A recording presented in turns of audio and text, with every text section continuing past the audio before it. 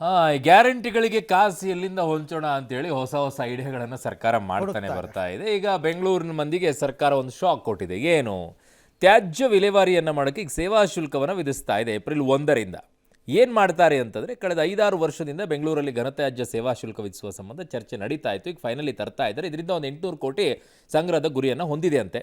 ಏನು ಲೆಕ್ಕಾಚಾರ ಇವರದ್ದು ಅಂತ ನೋಡ್ಬಿಡೋಣ.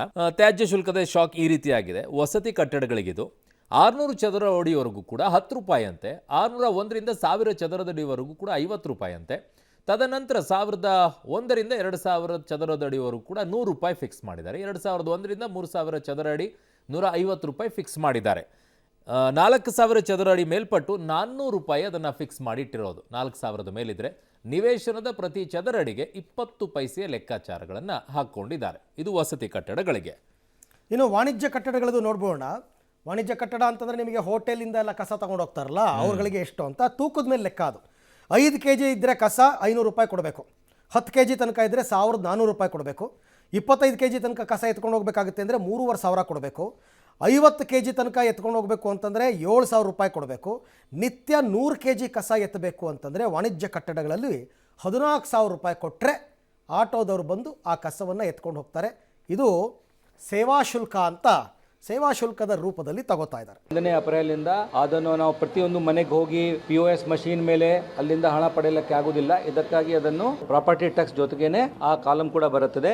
ವರ್ಷದಲ್ಲಿ 2 ಸಲ ಒಟ್ಟಲ್ಲಿ ಹೆಂಗೆ ದುಡ್ಡು ಮಾಡಬೇಕು, ದುಡ್ಡು ತೆಗಿಬೇಕು, ಅದಕ್ಕೊಂದು ರೂಪ, ಅದಕ್ಕೊಂದು ಮೂಲ ಹುಡುಕ್ತಾ ಇದ್ದಾರೆ. ಹಾಗಾಗಿ ಇವಾಗ ಈ ವಾಣಿಜ್ಯ ಕಟ್ಟಡಗಳದ್ದು ಇದೆಯಲ್ವಾ, ಹೋಟೆಲ್ಗಳಿಗೂ ಇದನ್ನು ಅಪ್ಲೈ ಮಾಡೋದಾಗ್ಬಿಟ್ರೆ ಹೋಟೆಲ್ಗಳಿಗೆ ಮಿನಿಮಮ್ ಒಂದು 50ರಿಂದ 100 kg ಅಂತೂ ಬಂದೇ ಬರುತ್ತೆ. 7,000 14,000 ಯಾರ ಮೇಲೆ ಹೊರೆ ಬೀಳುತ್ತೆ? ಇದು ಖಂಡಿತ ಗ್ರಾಹಕರ ಮೇಲೆ ಬಿದ್ದೇ ಬೀಳುತ್ತೆ. ಬೇರೆನೆ ಕಾಯ್ತಾ ಇರಿ. ಅಲ್ಲ, ಮನೆಗಳಲ್ಲೂ ನಮ್ಗೆ ಎಕ್ಸ್ಟ್ರಾ ಕಟ್ಟದಂಗೆ ಆಗುತ್ತೆ, ಹೋಟೆಲ್ನಲ್ಲೂ ಇದಾಗುತ್ತೆ. ನಿಮಗೆ ಎಲ್ಲೆಲ್ಲಿ ಬರೆ ಹಾಕಬೇಕು, ಎಲ್ಲೆಲ್ಲಿ ಜಾಗ ಸಿಗುತ್ತೋ ಅಲ್ಲೆಲ್ಲ ಬರೆ ಹಾಕ್ತಾ ಇದ್ದಾರೆ. ದೇಹದ ಮೇಲೆ ಹಾಕ್ಸ್ಕೊಳ್ಳೇಬೇಕು, ಏನು ಮಾಡಕ್ ದಾರಿ ಇಲ್ಲ.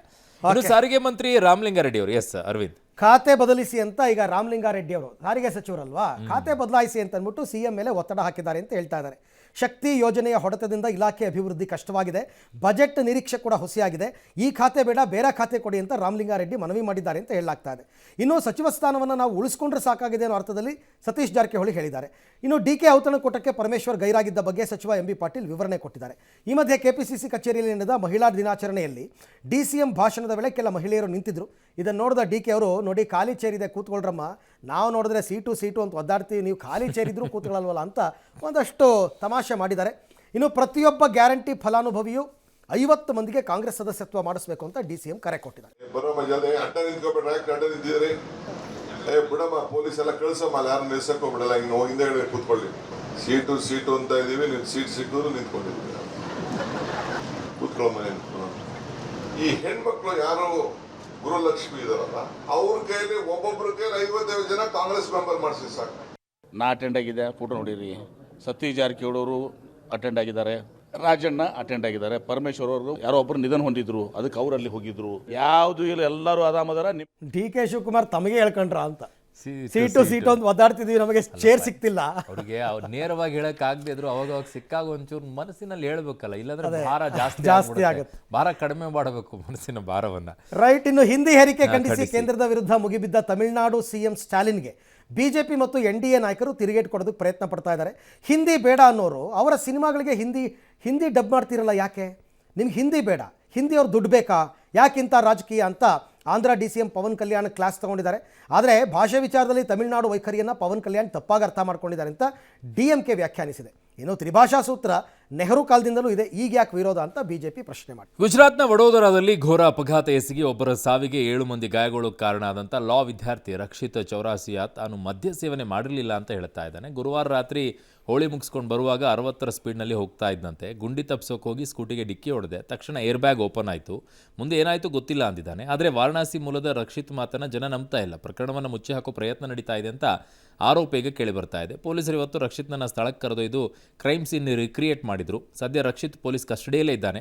ಅಪಘಾತ ಎಸಗಿದ ನಂತರ ರಕ್ಷಿತ್ ವಿಕ್ಷಿಪ್ತನ ರೀತಿ ವರ್ತಿಸ್ತಾ ಇದ್ದಂತೆ.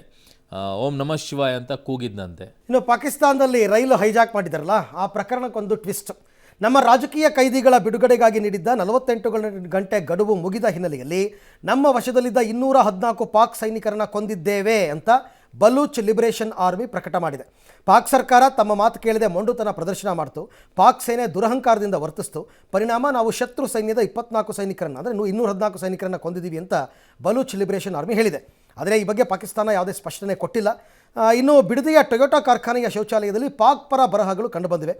ಇದನ್ನು ಕಂಪನಿ ಗಂಭೀರವಾಗಿ ಪರಿಗಣಿಸಿದೆ.